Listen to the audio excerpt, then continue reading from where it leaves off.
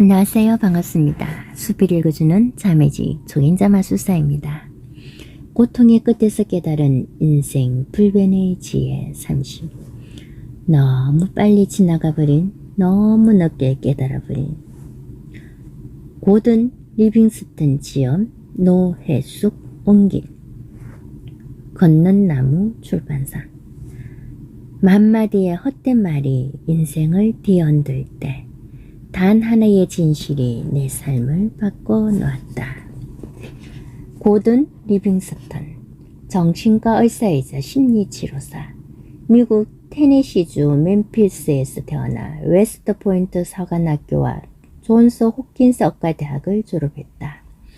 1968년 베트남 전쟁에 참전해 2년간 군의관으로 복무했으며 미국으로 돌아온 후부터 정신과 의사로 일하기 시작했다.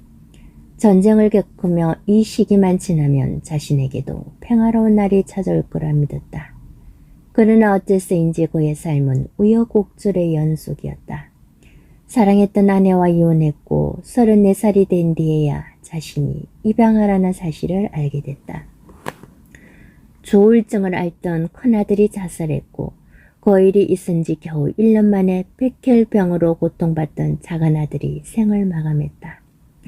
골수 이식으로 인한 합병증이 직접적인 원인이었다.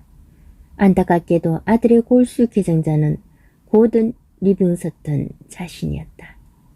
인생에 닥쳐온 고난을 딛고 그는 40여 년간 정신과 의사이자 심리치료사로 일했다. 매일같이 자신에게 주어진 삶의 고난과 무게를 힘들어하는 이들과 얘기를 나눴다. 같이 고민하고 묻고 답하다 보니 인간을 옥죄해오는 시련이 어떻게 다가오는지, 그리고 그것을 이겨내고 잘 살아내는 방법은 무엇인지가 선연히 보이기 시작했다. 그것을 자신의 개인적인 경험에 녹여 정리한 결실이 바로 이 책, 너무 빨리 지나가버린, 너무 늦게 깨달아버린 일이다. 2004년 초반 출간 당시 무명의 저자였던 그를 아마존 베스트셀러 작가로 만든 이 책은 인생이 무엇인지 알려준다는 수많은 도수들 사이에서 유일하게 보석처럼 빛난다. 퍼블리셔서 위클리는 평을 받으며 전 세계 23개국에 출간되어 수많은 독자들의 마음을 사로잡았다. 고든 리빙스턴은 책 출간 이외에도 뉴욕타임스, 허핑턴 포스트, 워싱턴 포스트, 볼티모어 선, 리더스 다이제스트 등 다양한 매체에 기고하며 인생의 지혜를 널리 나눴으며 2016년 77세의 나이로 세상과 작별했다. 추천의 걸. 인간의 정신과 육체가 서로 균형 있게 성장하면 얼마나 좋을까요? 하지만 한 번뿐인 인생에서 그렇게 사는 사람은 정말 드물고 이 책은 바로 그런 우리 인생의 모순을 말합니다. 진정 좋은 책은 별로 많지 않습니다. 이 책에서 얻는 자양은 우리 스스로 삶의 해답을 얻는 데 큰 도움이 될 것입니다. 나태주 시인, 꽃을 보듯 너를 본다 저자.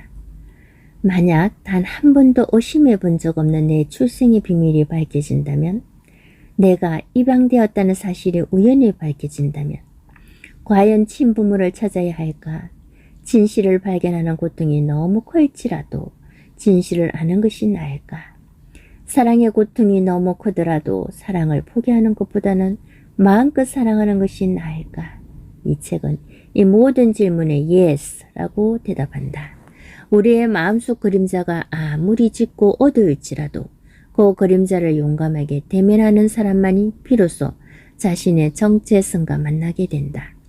정신과 의사이지만 본인 또한 파란만장한 삶을 살아낸 고든 리빙스턴은 고통스러운 삶의 진실에 맞서 그럼에도 불구하고 당신의 모든 슬픔과 그림자를 끌어안으라는 처방으로 우리에게 용기를 준다. 우리는 이 책을 통해 깨닫는다. 고통을 피하면 행복해지는 것이 아니라 고통조차 인생의 일부임을 긍정할 때 삶은 더욱 아름다워진다는 것을. 정여울 작가. 나를 돌보지 않는 나에게 저자. 시련에 대처하는 방식이 삶의 모습을 결정한다는 저자의 말에 깊이 공감한다. 내 감정과 생각을 객관화하고 다른 각도에서 바라보자는 메시지를 전하는 책은 많지만 정신과 의사로서의 지식과 경험을 자기 삶과 이토록 융합한 책이 있던가 일독을 강렬히 권한다. 윤대현 서울대학교 정신건강의학과 교수. 접어든 순간 그 자리에서 다 읽을 수밖에 없다. 고통을 회피하는 것이 오히려 상황을 악화시킨다는 저자의 말은 전적으로 옳다. 우리는 모두 거짓의 얼굴을 벗어버릴 필요가 있다. 뉴욕타임스. 고든 리빙스턴의 글에는 혹독한 시련을 이겨내고 고통과 싸워 승리한 사람만이 가질 수 있는 깊은 진실함이 비어있다. 인생이 무엇인지 알려준다는 수많은 책들 사이에서 유일하게 보석처럼 빛나는 책, 퍼블리셔서 위클리. 이 책은 커다란 쇠망치로 내리치는 것 같은 강력한 힘과 가장 슬픈 사랑 이야기의 부드러움을 동시에 가지고 있다. 마음을 열고 고통을 극복하는 힘과 희망에 대해 배울 준비를 하라. 워싱턴 포스터. 우리가 언제나 원하지만 한 번도 깨달은 적 없는 인생의 교훈을 알려주는 이 책은 우리 스스로 상실감과 고통, 비극으로부터 언제든 자유로워질 수 있다는 점을 두고두고 상기시켜 줄 것이다. 메트로 토론토. 인생의 장을 넘기는 데 필요한 요령을 담은 강력한 책, 볼티모어 손. 이 책을 보고 알게 됐다. 인생이 필요한 지혜를 배우는데 늦은 때는 없다는 것을. 독자. 고통과 용기 그리고 슬픔에 대해 우회하지 않고 정면으로 다루는 책. 모리와 함께한 화요일처럼 인생에서 가장 중요한 내면 깊숙한 곳을 들여다보게 한다. 그냥 작가에게 이렇게 말하고 싶다. 고맙습니다. 이런 책을 써주셔서 정말 고맙습니다. 첫 번째 지혜. 이 세상에 진실로부터 도망칠 수 있는 사람은 없다. 때로는 피하고 싶은 진실과 맞닥뜨려야 할 때가 있다. 그냥 모른 채 살면 좋겠지만 진실은 너무나 끈질기게 우리 발목을 잡고 놓아주지 않는다. 제가 34살 때입니다. 당시 저는 레지던트 수련어였는데 공부의 일환으로 정신분석을 받고 있었습니다. 어느 날 저는 제 정신분석기를 앞에 두고 소파에 누워 자유연상을 하고 있었습니다. 얼마 전 입양아로 자란 성인들이 친부모 찾는 일을 두고 토론하는 자리에 참석했었는데 그 일에 대해 생각하고 있던 것입니다. 그때 정신분석의가 제게 그들의 입장이면 어떻게 하겠느냐고 물었습니다. 저는 친부모를 찾겠다고 답했지요. 그랬더니 그럼 한번 찾아보라는 거였습니다. 무슨 말씀이세요? 제가 입양하라는 건가요? 그래요. 당신은 그걸 어떻게 알죠? 그의 말에 따르면 당시 저와 별거 중이던 아내의 심리치료사 감 내담자와의 관계에서 지켜야 하는 규칙을 위반하고 한 파티에서 제 정신분석의에게 다가와 이렇게 말했다는 것입니다. 리빙스턴 박사는 자신이 입양됐다는 사실을 알고 있나요? 검시초문이던 제 정신분석의는 이렇게 대답했고요. 그런 말은 듣지 못했는데요. 알고 보니 제 아내는 부모님의 친구를 통해 오래전에 그 이야기를 들었던 것입니다. 하지만 제게 그 사실을 알리는 것은 부모님의 선택이라고 생각했나 봅니다. 아내는 부모님과 그 문제를 두고 상의했고 부모님은 제게 알리지 않겠다고 한 것이지요. 제 아내는 그 이야기를 자신의 심리치료사에게 했고 그녀의 심리치료사는 제 정신분석의에게 그 사실을 말한 것입니다. 그는 그 사실을 제게 말해야겠다고 마음먹었습니다. 저는 그가 그런 용기를 내준 것에 언제나 감사할 것입니다. 하지만 당시 저는 그 사실을 알고 매우 혼란스러웠습니다. 그때까지 살면서 한 번도 생각해보지 못한 일이었기 때문입니다. 하지만 그제야 제 돌 사진이 없다는데 생각이 미쳤습니다. 아버지가 사진 찍는 취미를 갖고 계시는데도 말입니다. 부모님은 시카고에 살고 있었는데 제가 멤피스에서 태어난 것도 이상했습니다. 공무원이었던 아버지는 그때 잠시 테네시로 전권을 가서 일한 적이 있다고 설명했을 뿐입니다. 제가 그들의 아들이라고 적힌 출생증명서는 물론 거짓이었습니다. 어머니는 제가 입양하라는 사실을 알게 되기 얼마 전에 돌아가셨고 아버지와 저는 힘든 대화를 나누었습니다. 저는 속은 것에 대한 분노와 제가 그 사실을 알았다면 아들이 되어주지 않을지도 모른다고 걱정했다는 아버지의 말 사이에서 오락가락했습니다. 솔직히 말해 저는 친부모를 찾아보겠다는 생각에 흥분했고 한편으로는 유전적으로 아버지를 닮을 일이 없다는 사실에 다소 안심했습니다. 해방된 기분과 호기심에 마음이 들떴습니다. 아버지는 저의 입양과 관련된 몇 가지 사실을 기억하고 있지만 입양 전 이름만은 정말 모른다고 맹세했습니다. 그러나 그 말도 거짓이었습니다. 저는 멤피스로 가서 변호사를 고용해 제 입양 기록을 입수했습니다. 그것은 오래전에 법원에 의해 봉인되어 있었습니다. 거기에는 제 이름이 데이비드 알프레드 포커라고 나와 있었고 생모 이름은 루스였습니다. 제 성씨인 포커는 어머니의 성을 딴 것이었습니다. 저는 테네시 과원에 버려졌는데 그곳은 부패한 판사와 짜고 법원의 양도 명령을 받아 아이들을 팔아먹는 것으로 악명 높은 곳이었습니다. 그 입양 기간은 전국의 부잣집에 아이들을 보냈습니다. 저는 아버지에게 전화해 저를 얼마 주고 샀는지 물었습니다. $500라고 했습니다. 사실 많은 사람들이 자신이 얼마 있는지 궁금해합니다. 변호사는 자신에게 친부모 찾는 일을 맡겨달라고 했습니다. 친부모를 찾게 되면 차라리 모르면 좋았으리라고 생각하게 될 수도 있습니다. 정신병이 있는 부모에게서 태어난 것을 알게 되는 사람도 있거든요.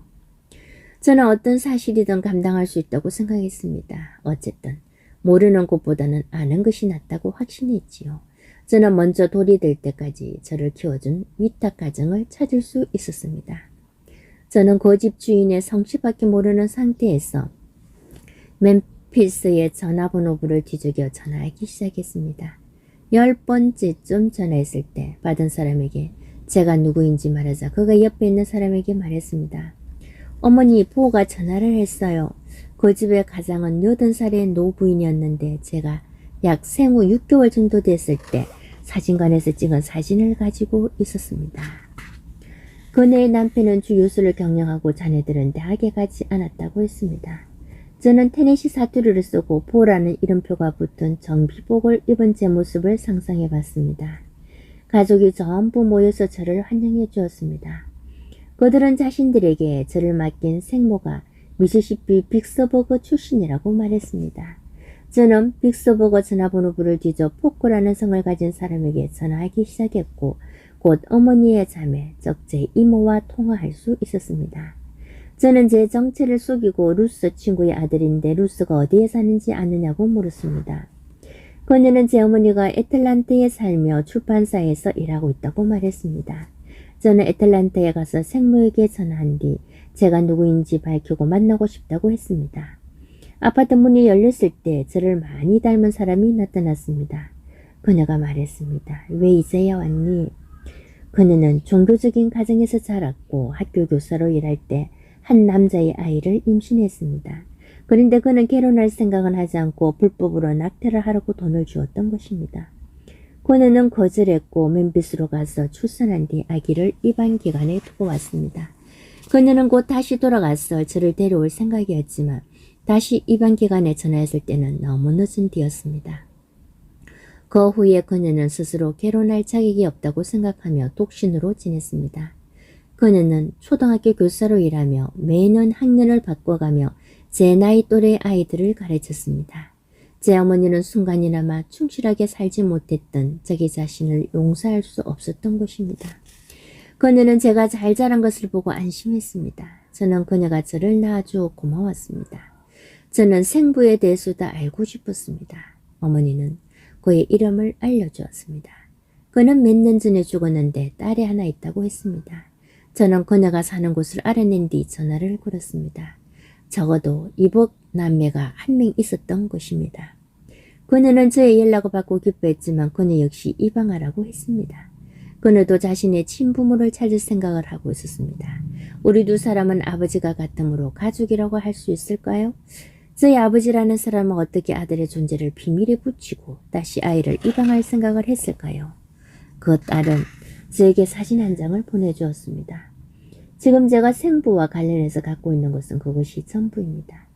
기억할 수 없고 만날 수 없는 아버지의 오래된 사진을 보면서 죽인 군인을 부모로 둔 자녀들과 같은 심정을 느꼈습니다. 사진 속에 있는 그의 눈은 슬퍼 보였습니다. 잠시라도 그와 이야기를 할 수 있다며 그의 정렬이 빚은 실수에서 무언가 좋은 일이 생겼다고 말해주고 싶었습니다. 그를 사랑할 수는 없을지라도 그에게 평화를 주고 싶었기 때문입니다. 진실을 아는 것이 두려울 때가 있습니다. 진실과 맞서는 것은 그래서 종종 용기를 필요로 합니다. 두렵다고 해서 진실을 피할 수는 없습니다.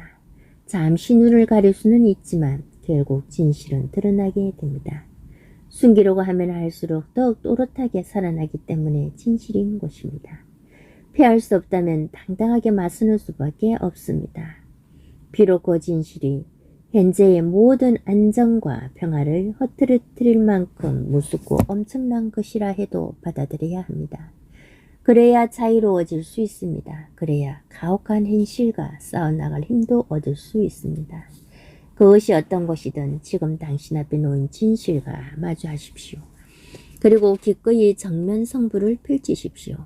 그 과정을 통해 당신은 더욱 강하고 현명해질 수 있습니다. 진실을 아는 것은 두려울 때가 있다. 진실과 맞서는 것은 종종 용기를 필요로 한다. 그러나 두렵다고 해서 피할 수 있다면 진실이 아니다. 결국 진실은 드러나게 되어 있다.